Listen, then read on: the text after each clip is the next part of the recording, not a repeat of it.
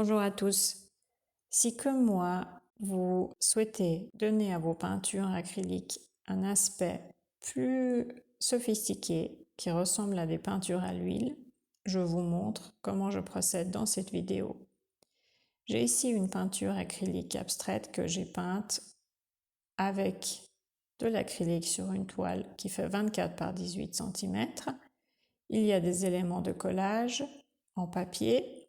Il y a la signature de mon nom et la date et le nom de la peinture sur le côté de la toile.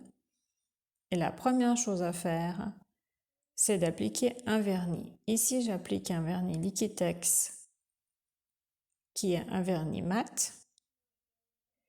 Vous pouvez choisir un autre vernis, vernis satiné, vernis brillant même, et ça n'a pas vraiment d'importance. La fonction de cette première couche, c'est vraiment de protéger notre tableau et de sceller toute la surface, surtout si vous avez une image avec des éléments de collage ou alors des éléments qui peuvent bouger, comme j'ai ici des lignes de crayon. Vous voulez absolument, on veut sceller tout ça pour que ça ne bouge plus. Et ça, c'est ce que le vernis va faire.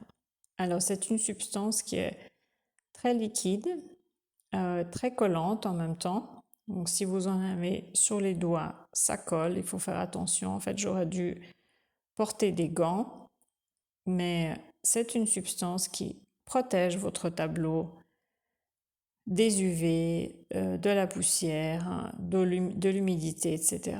Vous voyez, c'est très liquide, c'est un peu laiteux. J'essaie d'appliquer une couche assez épaisse mais régulière et sans bavure. Je l'applique également sur les côtés de ma toile, là où j'ai le titre et la signature et la date, au crayon. Et vous voyez, ça ne dilue pas le crayon. Ça peut diluer d'autres types de marques, mais le crayon gris, crayon normal, ne va pas bouger. Certains types de marques solubles peuvent bouger un tout petit peu. Donc il faut toujours faire des tests. Si c'est un produit que vous utilisez pour la première fois, je vous conseille de faire quelques essais avant de vous attaquer à votre toile que vous voulez vraiment protéger. Et là, mon papier va onduler un petit peu, ce n'est pas grave. Quand ça sèche, ça va devenir tout à fait plat.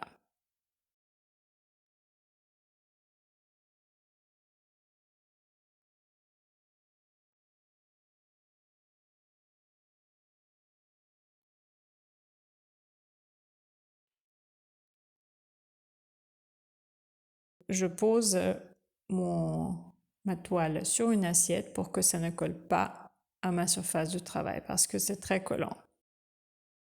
24 heures de séchage, deuxième étape, on applique la cire froide. Ce produit-là, je vous mets tous les produits que j'utilise en référence dans cette vidéo.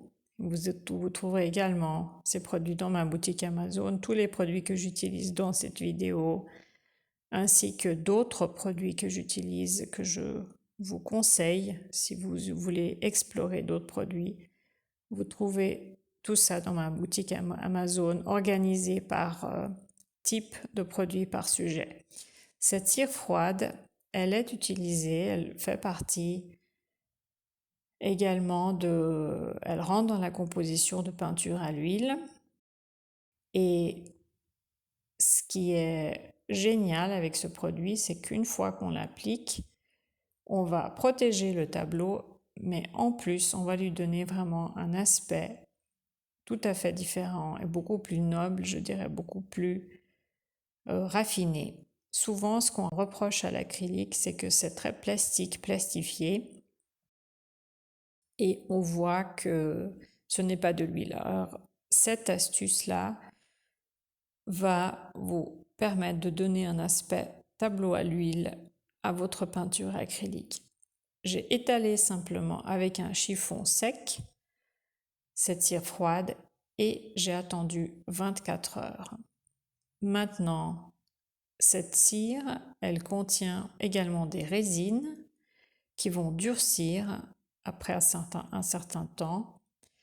Et maintenant, on va vraiment passer à cette étape de polissage. Donc on va vraiment, comme avec les chaussures, on applique la cire et ensuite on va faire des mouvements circulaires avec un chiffon sec, propre, c'est simplement un morceau de t-shirt en coton, un vieux t-shirt que j'utilise pour appliquer la cire et ensuite pour l'étaler.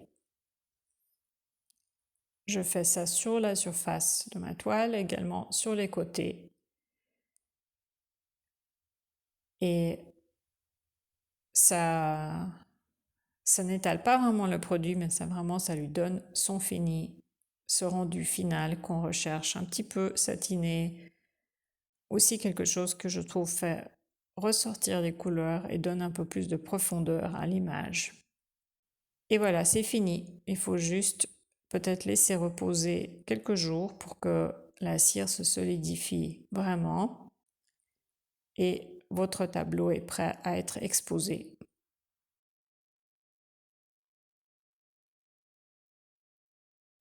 Je parle de réussir un tableau abstrait dans mon fascicule, réussir un tableau abstrait. Si vous ne l'avez pas encore téléchargé, je vous invite à y jeter un coup d'œil dans ma boutique Etsy. Je vous mets le lien en descriptif de vidéo.